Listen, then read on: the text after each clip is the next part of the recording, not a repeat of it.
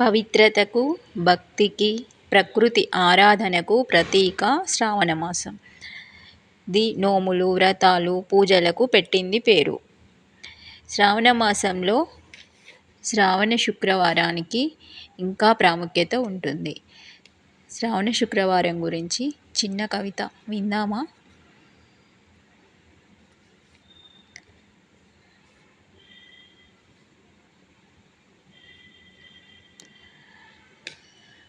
కరము నిండా గాజుల గలగలలు అందెల సవ్వడితో మా మదిలో మంచిని పెంచి శుభాలనొసగే జగజ్జననిగా, పసుపు కుంకుమలతో ముఖబింబం, ముత్తైదు వాయినాలతో ముదితలు మెరిసి, ప్రసాదాలతో పూజలతో నిన్ను మెప్పించి, ఇంతులలో ఐకమత్యం వారి మదిలో కోలాహలం, పడతులందరూ పద్ధతిగా నీ ఎదుట పసిడి వెలుగులతో జగతికి జననివై నీవు మా కనుల ముందర, వ్రతాలతో వరములను ఇచ్చి స్తుతించడంతో మా స్థితి మెరుగుపరచి, కలశములతో నిన్ను పూజించి మా కన్నులలో నీ రూపం వెలుగొంది, మా మనసులలో నీ అభయం వేడుకొని, అరవిరిసిన నీ చిరునవ్వును చూసి హరిమురిసి, మా సంకటములను తొలగించి, అరచేతి అభయహస్తం మాకు అందించి, మాపై కరుణను చూపి, అచ్యుతుని ఇష్టసఖివై